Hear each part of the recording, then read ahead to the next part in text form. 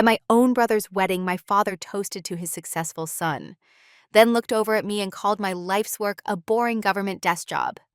I felt the familiar sting of being invisible, the family's black sheep. But they had no idea that as they sipped champagne, a ticking clock had started, and that my boring desk job was the only thing standing between our country and total darkness. What happens when the person everyone underestimates holds the fate of the nation in her hands? Let me know in the comments where you're listening from, and make sure you subscribe to Justice Chronicles so you don't miss what happens next. My name is Dr. Evelyn Reed. I'm 42 years old, and for the last 2 decades, I have dedicated my life to protecting the United States from invisible threats. But you wouldn't know it by looking at me. Today, I wasn't a senior strategist for CSA. I was just Eve, the eldest daughter, the forgotten sibling stepping out of a standard-issue government sedan and onto the sprawling sun-drenched grounds of the Serafina Vineyards in Napa Valley. This place was my father's world in miniature. Rows of perfect grapevines stretched across rolling hills under a flawless California sky.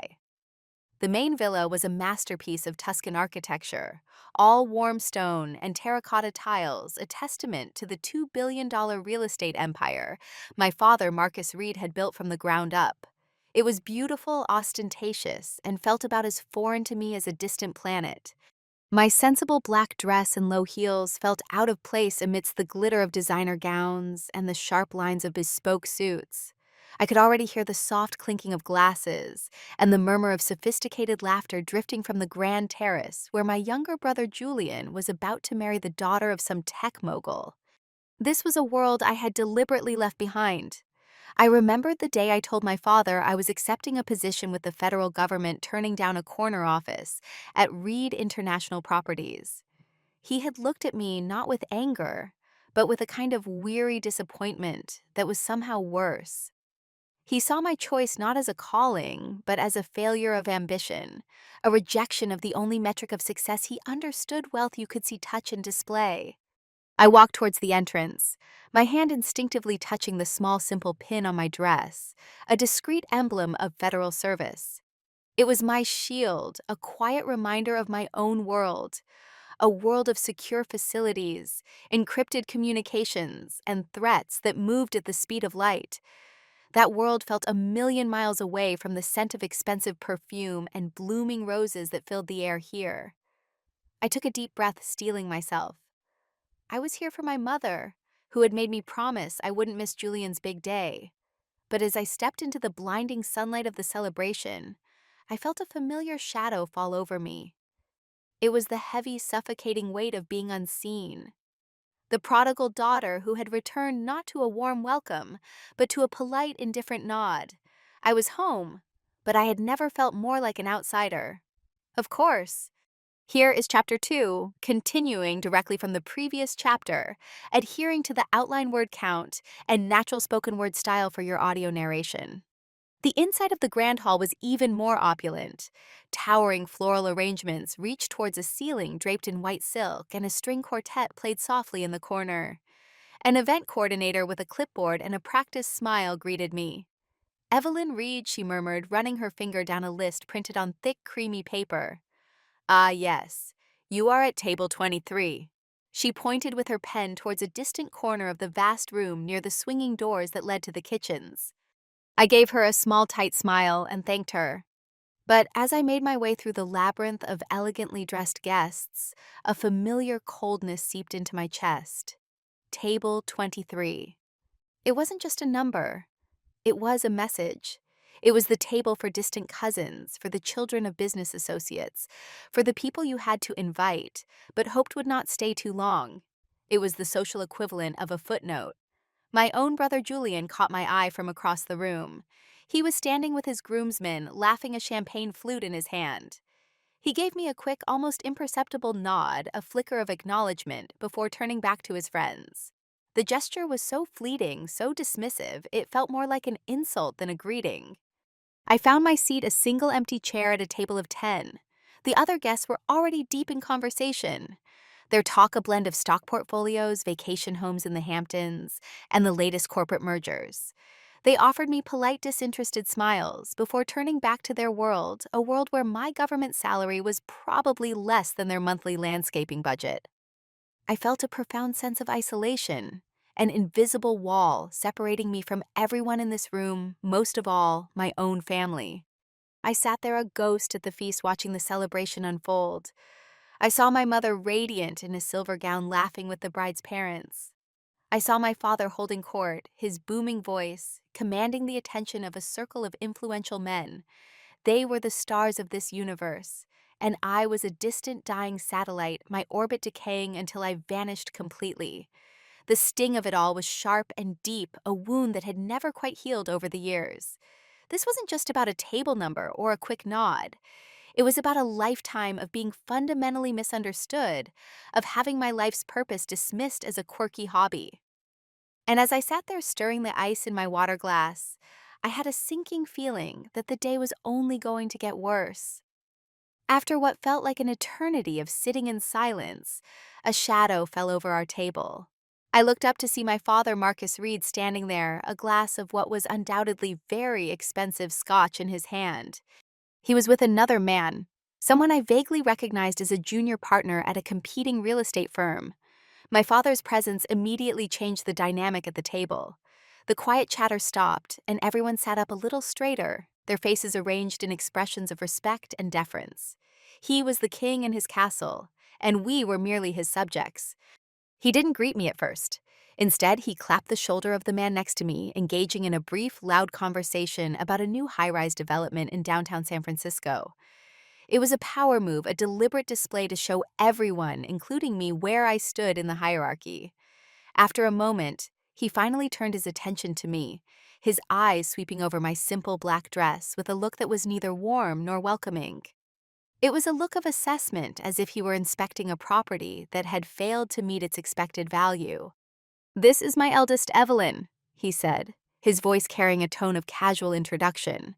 "The kind you'd use for a distant relative, not your own daughter." He gestured vaguely in my direction before turning to his companion. "She works for the government, some sort of desk job in DC, I believe." The words hung in the air, each one a carefully chosen pinprick to my pride. A desk job.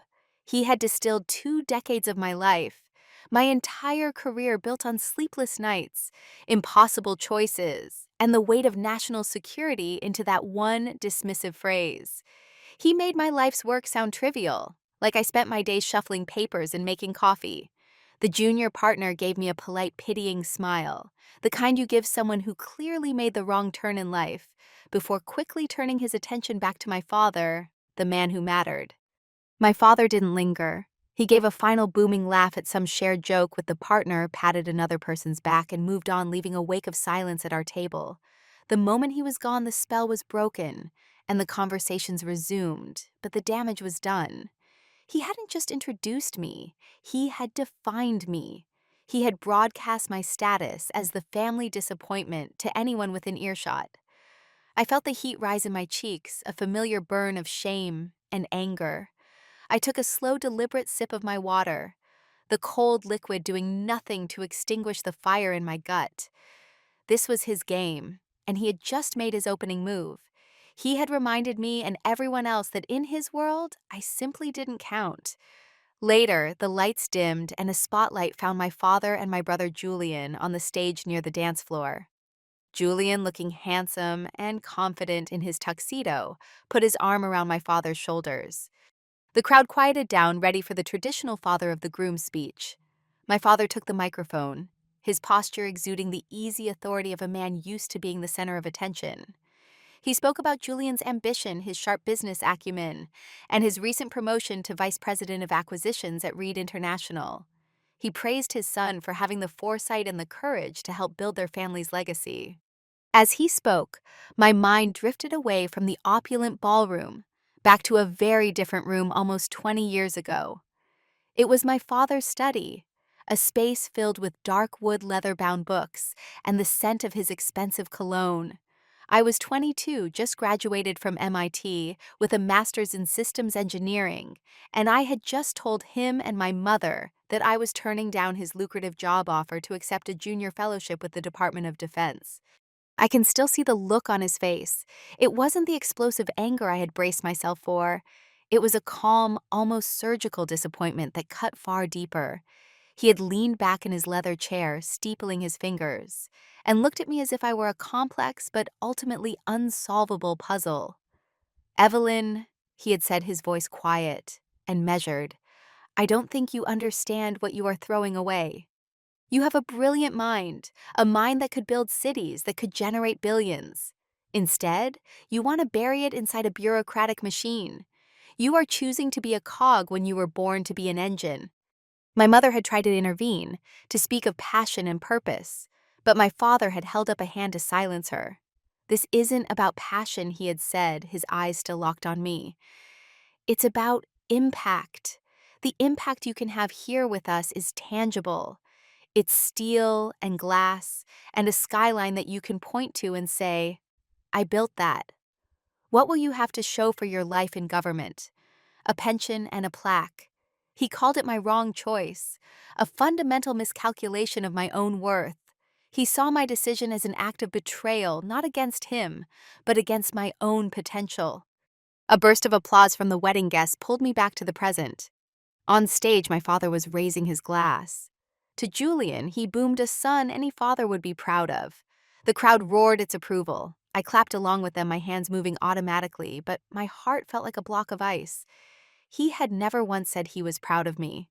Not when I earned my doctorate, not when I received my first commendation, not ever. In his story, there was only one successful child, and as I watched them standing together in the spotlight, I understood that in the grand narrative of the Reed family, I had been written out of the story a long, long time ago. The weight of my father's speech settled heavily on me. I needed a moment, a brief escape from the suffocating atmosphere of the celebration. Excusing myself from the table, I slipped out through a set of glass doors onto a secluded marble balcony. The cool night air was a welcome relief, a sharp contrast to the stuffy warmth of the ballroom.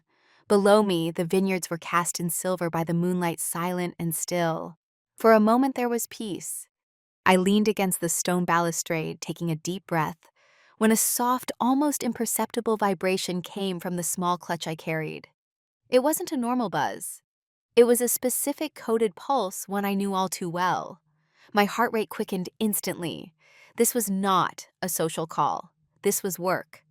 My hand was steady as I pulled out the sleek, featureless satellite phone. It had no branding, no markings, just a small encrypted screen that now glowed with a single authenticated caller ID JCS liaison. The Joint Chiefs of Staff. My throat went dry. A call from this level at this hour could only mean one thing. I pressed the receive button, my thumb hovering over the biometric scanner to unscramble the signal. The voice that came through was clipped, professional, and familiar. It was General Peters, the director of U.S. Cyber Command. There were no pleasantries. "Eve," he said, his voice a low, urgent hum. "It's happening. Operation Blackout is live. They've breached the initial firewalls." The voice on the other end was calm, but I could hear the undercurrent of tension, the immense pressure of the situation. He didn't need to elaborate. Operation Blackout was the code name for our worst-case scenario, a coordinated state-sponsored cyberattack aimed at crippling the entire U.S. power grid. We had been wargaming this possibility for years. I listened, my mind instantly shifting from the family drama behind me to the national crisis unfolding in front of me. I became a different person. The quiet, overlooked daughter disappeared, replaced by the strategist, the analyst, the leader. General Peters continued. His voice was a stark reminder of the stakes. "The commercial defense systems are failing, Eve. Titan Shield just went dark. My father's prized impenetrable system was the first to fall. The irony was so thick I could taste it. The general's final words were a command, but they felt like a prayer. Everything is riding on your protocol. The Aegis protocol is our only firewall now. Good luck." The line went dead. I stood there for a moment, the phone feeling heavy in my hand. The distant sound of the string quartet, the laughter, the clinking of glasses. It all seemed to fade into an insignificant hum. None of it mattered now. Behind me, my family was celebrating a wedding. In front of me, my country was on the brink of a new kind of war. and I was standing on the front line. I turned my back on the party, my face now a mask of cold, hard focus. The night was no longer about surviving my family. It was about ensuring the nation survived the night. I walked back into the ballroom, my steps measured and calm, a stark contrast to the storm raging in my mind. The world had shifted on its axis in the last 5 minutes, but no one in this glittering, self-absorbed bubble had any idea. I returned to my seat at table 23, the conversations around me about golf swings and summer travel plans, now sounding utterly absurd, like transmissions from a forgotten world. From my clutch, I retrieved a small, unassuming device. It looked like a simple external hard drive, but it was a hardened piece of military-grade hardware, my direct secure link to the CSA command center. I placed it on the table and connected it to a thin, lightweight laptop no bigger than a tablet. The machine was designed for deep cover field operations, its matte black casing absorbing the light around it. I powered it on. There was no boot-up screen, no familiar logo. The screen simply came to life, a dark void filled with cascading lines of emerald green code. To anyone glancing over, it would look like nonsense, a jumble of symbols and numbers. To me, it was a battlefield. It was a real-time schematic of the nation's digital infrastructure. And right now, it was bleeding. My fingers flew across the keyboard, my movements economical and precise. I wasn't just typing. I was navigating a war zone.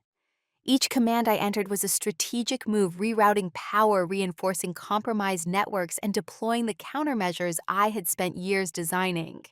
The Aegis protocol was my creation, a defensive system built on the idea of an active intelligent shield. It wasn't a wall, it was a living entity, and I was its conductor. A man at my table, a junior executive of some sort, leaned over with a curious smile. Working late, he asked, his tone light and condescending, as if I were just some workaholic checking office emails at a party. I didn't look up from my screen. I just gave a slight nod. Something like that, I murmured, my focus absolute. My mind was 1,000 miles away in the digital trenches fighting an invisible enemy. The soft music of the quartet, the laughter, the aroma of food. It all became a low, distant drone. There was only the quiet click of the keys under my fingertips and the silent high-stakes war playing out on the glowing green screen in front of me. In the middle of my family's biggest celebration, I was fighting a secret battle completely alone. Just as I finished rerouting the primary substations for the entire eastern seaboard, the clinking of a glass against a microphone echoed through the hall.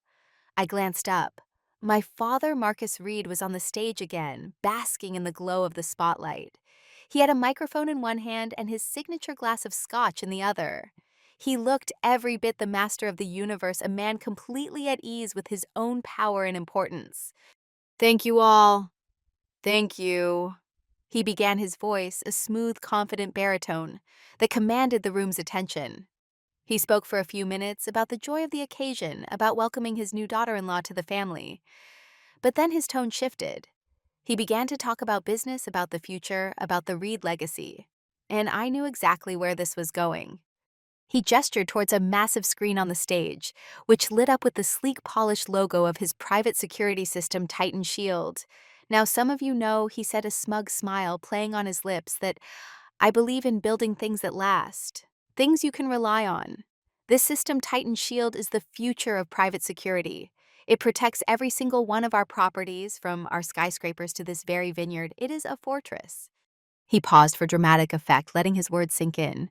Then his eyes scanned the room, and for a horrifying moment, they landed directly on me. He didn't say my name, but he didn't have to. The look he gave me was enough. It was a look of condescending pity meant for the entire audience to see.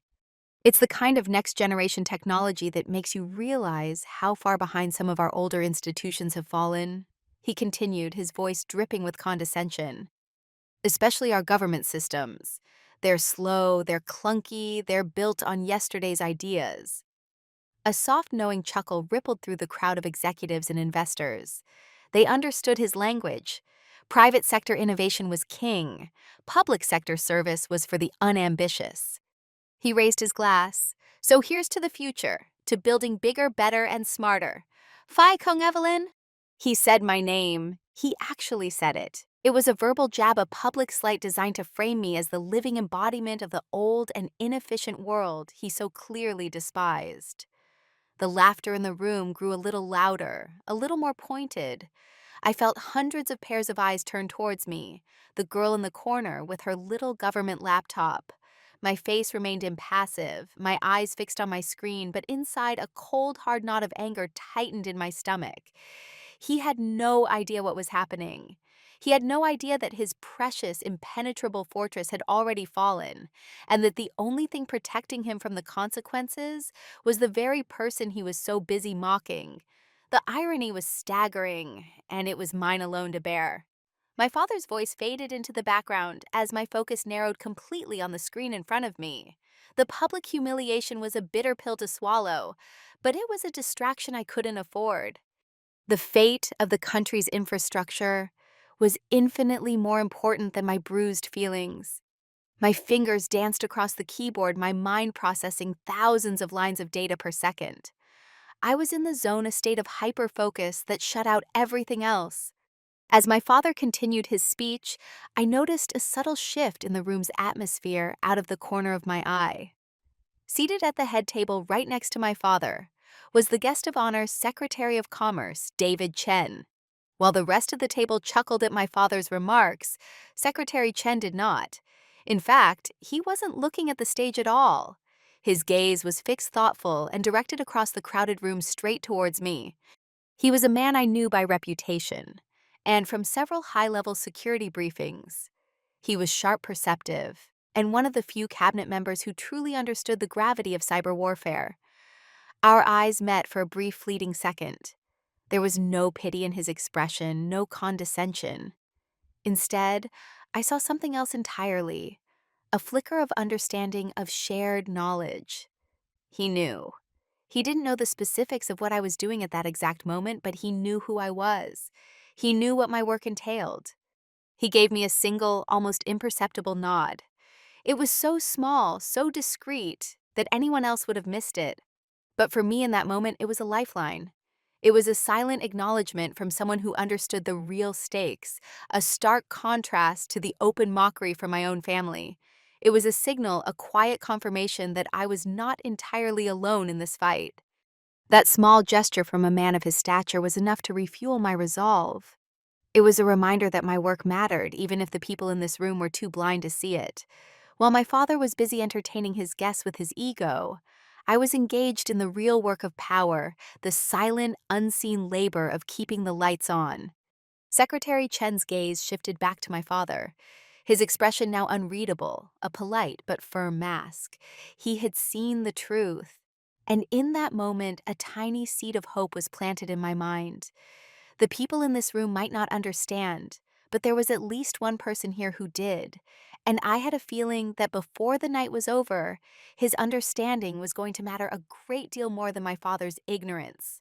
The game had changed, even if only I and one other person in the room knew it. My father's speech finally ended to a round of enthusiastic applause. The string quartet started up again, and the waiters began to move through the room with trays of dessert. For everyone else, the party was continuing. For me, the final phase of the battle had just begun. The attackers, having failed to breach the main grid, were now throwing everything they had at the system's core command structure. It was a desperate all-or-nothing assault. On my screen, a section of the code suddenly flashed an intense, angry red. It was a visual alarm. I had designed myself a signal that a critical vulnerability was being exploited. Breach Aquifer Substation 7. Aquifer 7 was not just any substation.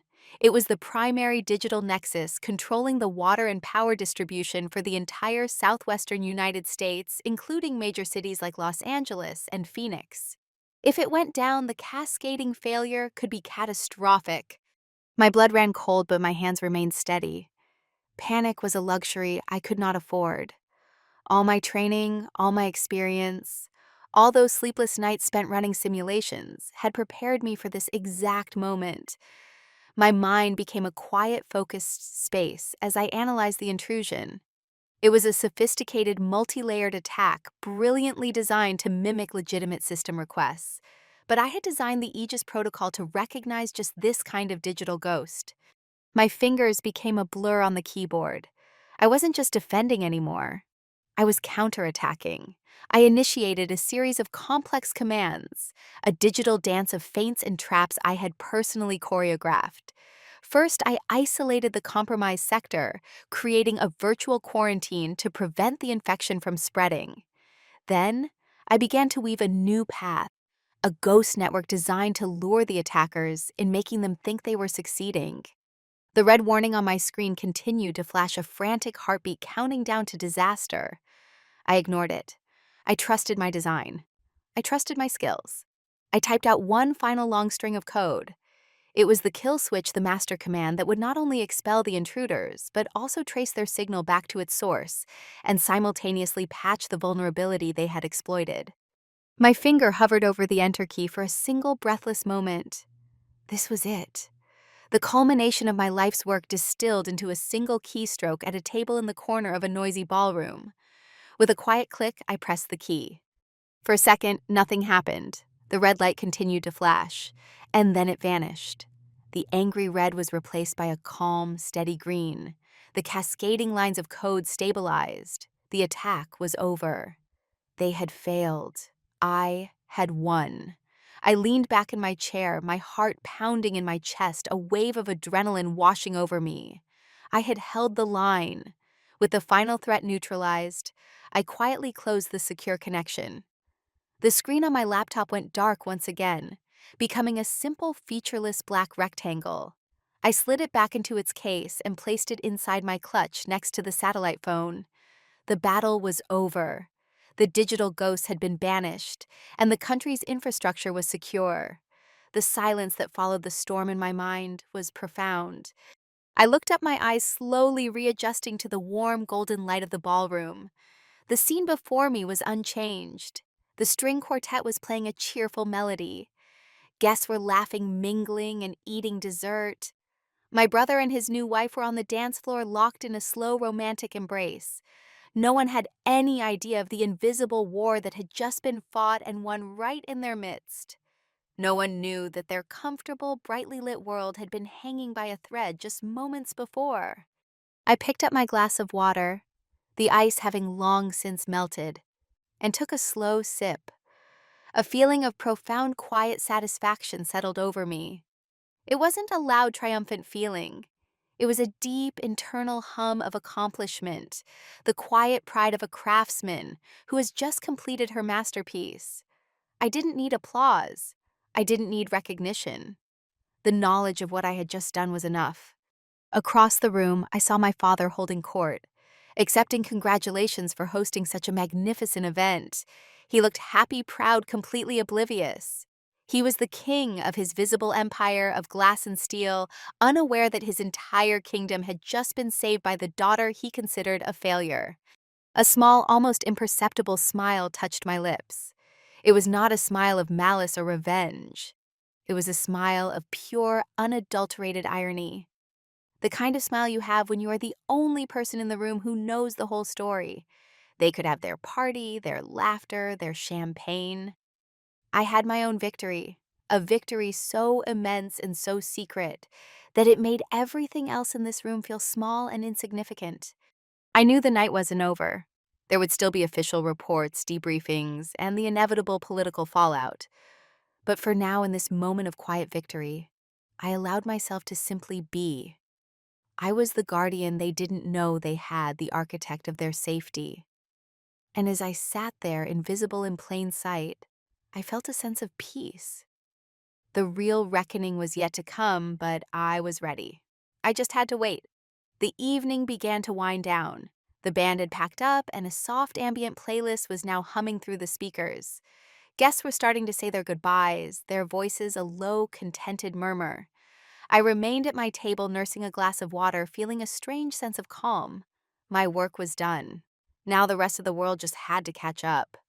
I watched as my father Marcus, ever the showman, decided to give a final personal tour to his most important guest.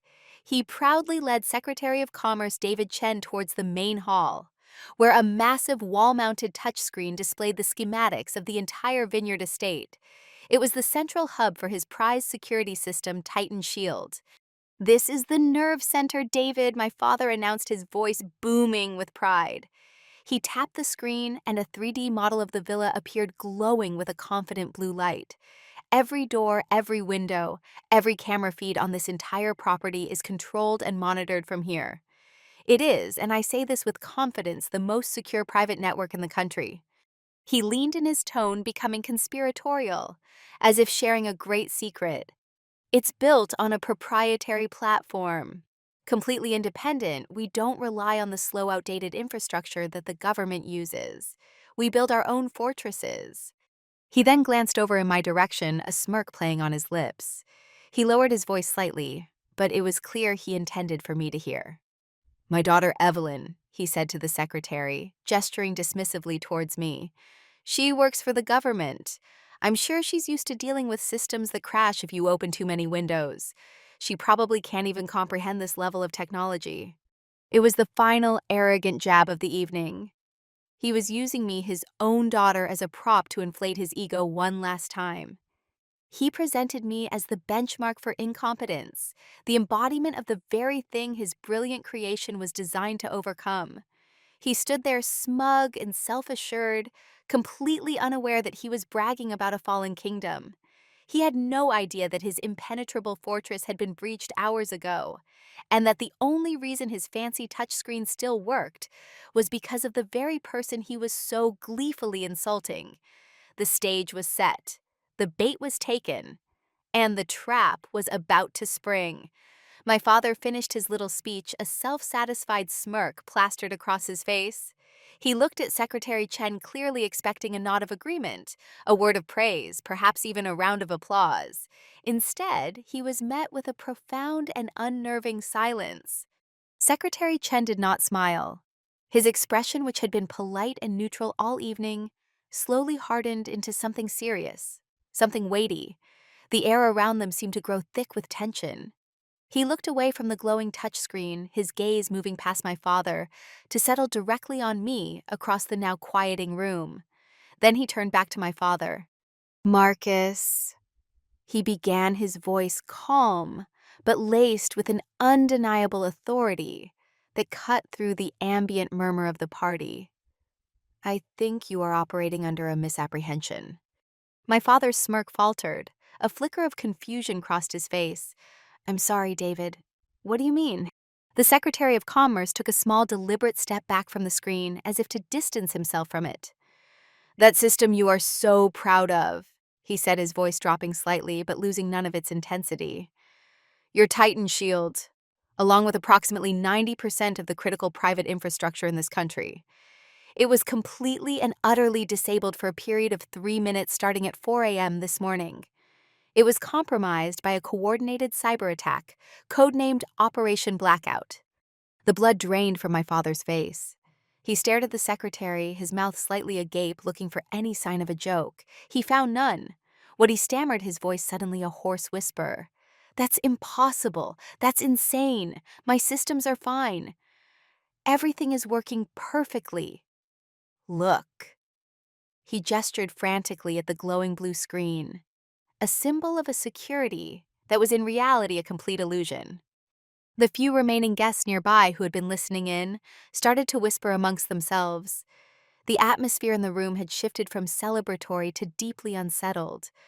My father, for the first time in his life, looked completely and utterly lost. His fortress had been breached without him even knowing it. The first card in his carefully constructed house had just been pulled, and the entire structure was beginning to tremble. My father stared at Secretary Chen, his mind clearly struggling to process the information. His entire worldview, built on the infallibility of his own creations, was cracking at the seams. "But my system is online, David," he insisted, his voice tight with a mixture of confusion and desperation. "The lights are on, the network is active. If it was compromised, why didn't it collapse?" Secretary Chen's gaze was unflinching. He let the question hang in the air for a moment, allowing my father to grapple with his own ignorance. "The reason your lights are still on, Marcus, the reason this entire vineyard hasn't gone dark, is because your system didn't save itself. It was saved by something else." He paused, letting the weight of his words settle in the now silent hall. The whispers had stopped. Everyone was listening, captivated by the unfolding drama. At approximately 4:03 a.m., he continued, his voice steady and clear. A national emergency countermeasure was activated. It's a fail-safe, a ghost protocol that sits dormant within the national grid. When it detected the widespread failure of private security platforms like your Titan Shield, it came online. It effectively wrapped the nation's entire critical infrastructure, including all of your commercial and residential properties, in a protective digital shield. My father looked completely bewildered. A government protocol. You're telling me some government program saved my company? Yes, the secretary confirmed, his expression unreadable. It's a highly classified defense initiative. Its official designation is the Aegis Protocol. The name hung in the air, a foreign concept in a room built on private enterprise and corporate power. I watched my father's face as he processed the words. I could see the gears turning in his head, the denial warring with the undeniable authority of the man standing in front of him. He had spent the entire evening, and indeed his entire life, mocking the very institution that had just silently saved him from ruin. The irony was so potent, it was almost a physical presence in the room. He had been so proud of his fortress, only to find out it was made of sand, and that the only reason it hadn't washed away was because a stranger had built a seawall around it, without him even knowing. His foundation was gone, and he was standing on air. My father, ever the businessman, immediately tried to regain his footing. His mind, unable to process the humiliation, defaulted to what it knew best: money and influence. The Aegis Protocol, he scoffed, forcing a dismissive laugh. A government project, you say? I can only imagine what that cost the taxpayers. Probably some bloated, inefficient committee that spent 5 years and $1 billion to build it. He was trying to belittle it, to shrink its importance down to something he could manage, something that fit within his cynical worldview. But Secretary Chen was not going to let that happen. He shook his head slowly, a look of profound disappointment on his face. No, Marcus, he said, his voice now taking on a sharp, cutting edge. You are wrong again. It wasn't built by a committee. It was designed by a very small, very elite team led by a single brilliant mind, an architect who understands the digital world in a way few people on this planet do. The secretary paused, and then he did something that shifted the focus of the entire room. He turned his body slightly, his gaze sweeping past the stunned face of my father across the sea of frozen guests until his eyes locked directly with mine. The entire hall followed his gaze. One by one, every head turned towards the corner, towards table 23, towards me. I became the sudden silent center of gravity in a room that had ignored me all night. You know, Marcus? Secretary Chen continued, his voice now ringing with a clear, undeniable finality. You really should ask your daughter about it. The silence in the room was absolute. It was so complete I could hear the faint hum of the wine coolers behind the bar.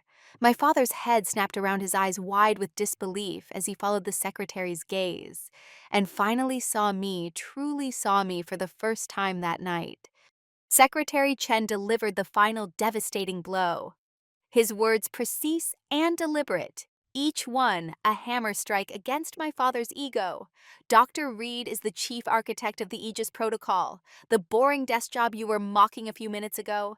It just saved your entire $2 billion fortune from evaporating overnight. Sir, the safety of this country, and indeed your own personal wealth, was just secured by the very person whose life's work you so casually dismissed. I didn't move. I didn't speak. I just met my father's stunned, horrified gaze from across the room. His face, once so full of pride and arrogance, was now a canvas of pure, unadulterated shock. The world he had built with its simple rules of money and power had just been turned completely upside down. And I was the one who had flipped the table. The silence that followed Secretary Chen's words was a physical entity. It was heavier than stone, pressing down on every person in the room. My father stood frozen, his face a mask of utter devastation, his eyes locked on me. He looked like a man who had just seen a ghost, the ghost of the daughter he never knew. The world had shrunk to the space between us, a chasm of unspoken words and wasted years. And in that perfect, deafening silence, a new sound broke through. It was the sharp, familiar chime of a breaking news alert. It didn't come from one television, but from all of them. The large screens mounted around the ballroom, which had been displaying slideshows of the happy couple, simultaneously flickered and switched to a live broadcast from a major news network. I saw Secretary Chen's aide in the corner give a subtle nod to the event manager. This was no accident. This was a confirmation. The screen was filled with the image of the Oval Office. The President of the United States sat behind his desk, his expression grave and resolute. The chyron at the bottom of the screen read, "President addresses nation on averted national crisis." My fellow Americans, the President began, his voice calm and steady, yet carrying the immense weight of the moment. Earlier today, our country faced a silent, insidious attack. A coordinated attempt was made to disable our national power grid, an act of aggression that would have plunged our nation into chaos and darkness. He paused, letting the reality of the threat sink in. This attack failed. It failed because of the tireless work of our intelligence agencies and our armed forces. But tonight, I want to single out the leader of our cyber defense, the architect of the response that saved us, a person whose genius and dedication stood as a shield between us and a catastrophe of unimaginable proportions. My father's hand, which was holding his scotch glass, began to tremble violently. The ice cubes clinked against the sides. He knew what was coming. The entire room knew. The president leaned forward, his eyes looking directly into the camera, as if speaking to each and every one of us. Our nation owes a profound debt of gratitude to this silent hero. Her name is Dr. Evelyn Reed. The name my name echoed through the grand hall, amplified by a dozen speakers. My father made a small choking sound. The glass slipped from his trembling fingers and shattered on the marble floor. He stumbled backward, his hand flying out to grip the edge of a table to keep himself from falling. His empire, his pride, his entire world had shattered right along with it. The president's voice faded, but the silence he left behind remained thick and heavy. Then it broke, not all at once, but in a series of stunned whispers and sharp intakes of breath. And then every single person in that room turned to look at me. It was a tidal wave of attention, a sudden, overwhelming force directed at the quiet corner that had been my refuge all night. The guests began to move almost as one closing in on my table. A moment ago, I was invisible. Now, I was the undeniable center of their universe. The same people who had given me polite, dismissive glances were now pushing forward, their faces a mixture of awe, disbelief, and a desperate fawning respect.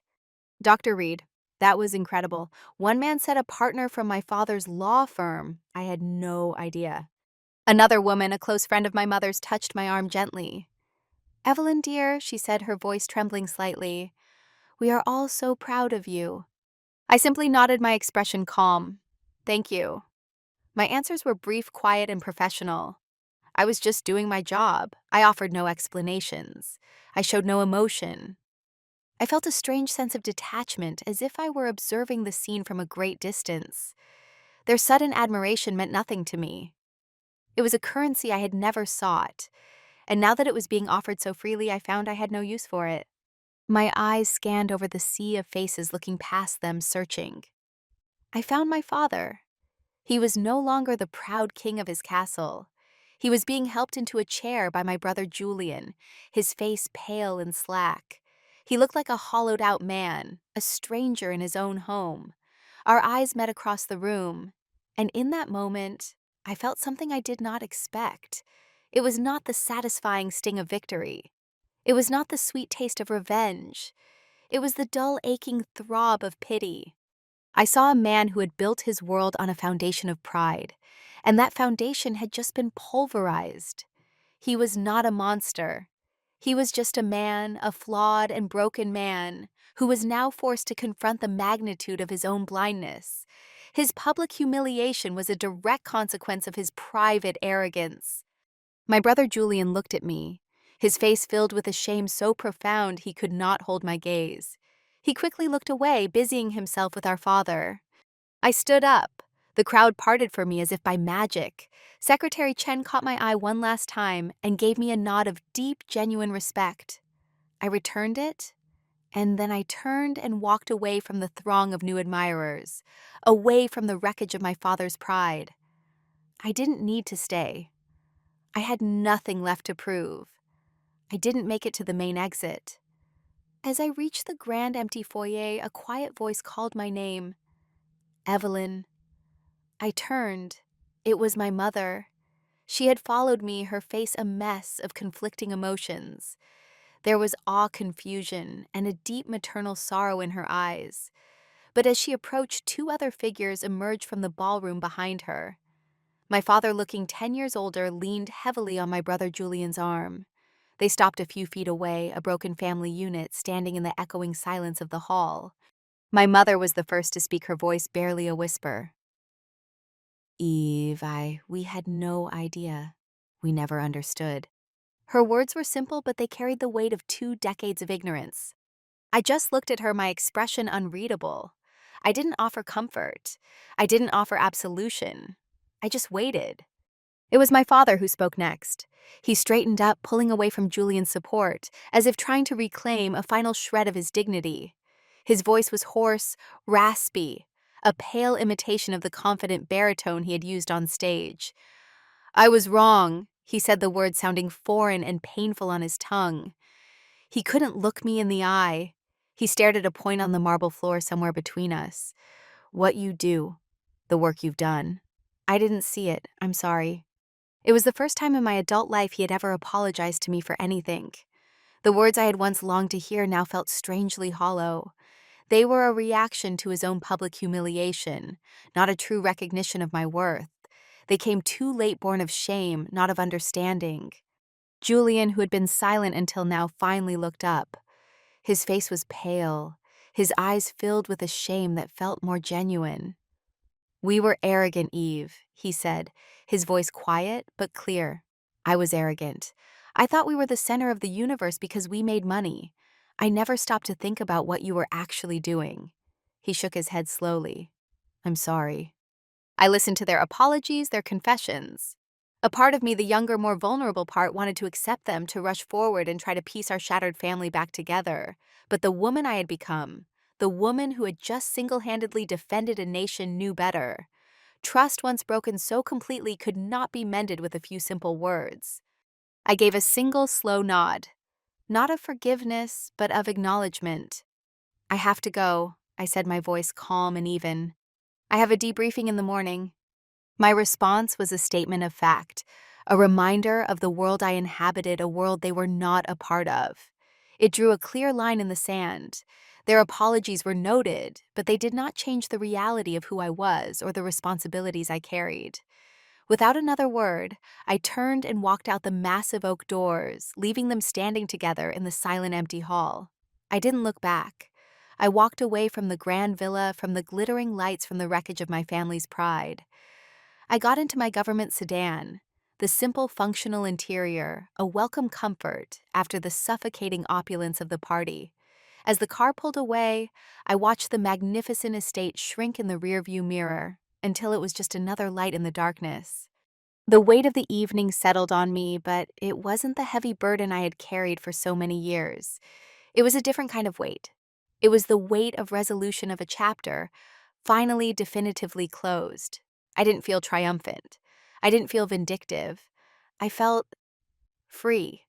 Free from the need for their approval. Free from the quiet pain of their condescension. My vindication hadn't come from their late fractured apologies. It hadn't come from the awe on the faces of their guests. It had come hours earlier in the silent, focused battle I had fought and won. My validation was not their recognition. It was the steady, uninterrupted glow of city lights stretching out across the horizon as I drove. That was my trophy. That was my legacy.